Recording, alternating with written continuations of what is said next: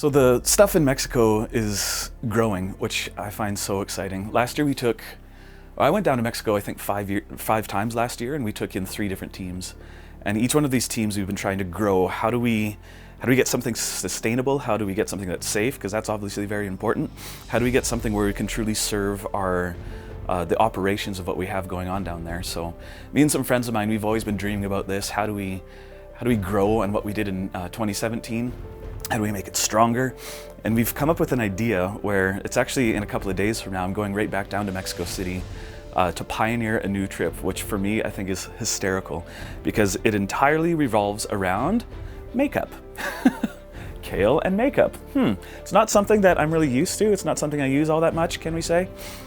But what we're trying to do here, while we were dreaming about how do we create a more sustainable trip that can actually change the foundations of what's going on in Mexico City and with our rescued girls, this is what we heard about. The beauty industry has been something that's been so, I don't even know the right words to say, obviously, because I'm a guy, I don't know about this stuff. But the beauty industry has taken, in my opinion, the image of a woman and the image of beauty and all that kind of stuff. It can take it into all manner of different places, but at the core of it all, it still is something where we can use that as a tool to build up the foundations around our young girls, for example. For them, the way that they've always been seen is a product, somebody to be used. How do we accentuate their own features so that they can get sold more? That's literally what's going on. So what we're doing now is we're partnering with different makeup artists all over the world, and we're going to bring them in so that we can use their skill, we can use the beauty industry, and we can use the prophetic to restore the foundations of our rescued girls. So for example, we're going in a couple of days with our rescue girls who are all under the age of 18. These are children who've been used, who've been sold into sex slavery, and they've been told you're a product and you're a thing for years and years and years. So we're going to go in there. We're going with a bunch of guys as well, and our job is just going to be, wow, you're beautiful. You're made in the image of God. You're like a sister. You're like a daughter, and we want to celebrate you. And while they're getting trained on how to actually put on makeup in a professional way, in a wonderful way, they're going to feel like little princesses. They're going to feel celebrated, and not just celebrated because of what has happened to them, but celebrated because of who they are. And we can zero in on that stuff with something as simple as a makeup class. So it's really cool because we dreamt this up. We decided, let's go bring this down to Mexico. And in true God fashion, I called up my team that I work with down in Mexico City, and I said, we came up with a really cool idea, and it's all about makeup. It's all about doing this stuff. And literally the phone line just kind of went dead, and he goes, this is crazy. He said, we were just on the streets with the active prostitutes who we haven't been able to rescue yet. And we said, what can we do for you until we can get you off the streets? What's one thing that we can support you with? And literally every single girl that night said, we want makeup classes, which is like, what?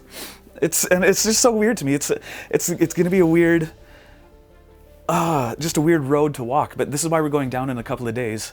We're going to practice with the ones that we've rescued so that we can create a system where we can actually use the beauty industry, where we can actually use people who have an amazing skill. We can partner the prophetic onto that, and then we can actually go where it is needed most. And we're going to give active prostitutes, which sounds so funny, we're going to give them makeup classes. Why? Because it's going to be another hook into their soul. We are going to be able to say into their soul, into who they are, you were made in the image of God. And now and I don't even know what the right stuff is, so I'll tell you later.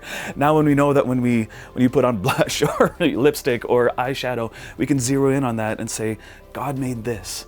He made you beautiful. He made you holy. This is not a product, but you are a dream of God come true on planet Earth.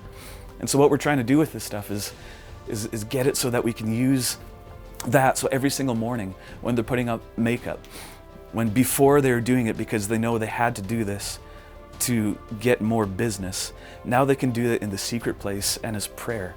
And even not just however you say it, as prayer, as positivity, as a way for them to remember every single day, you're not a product, you're a person.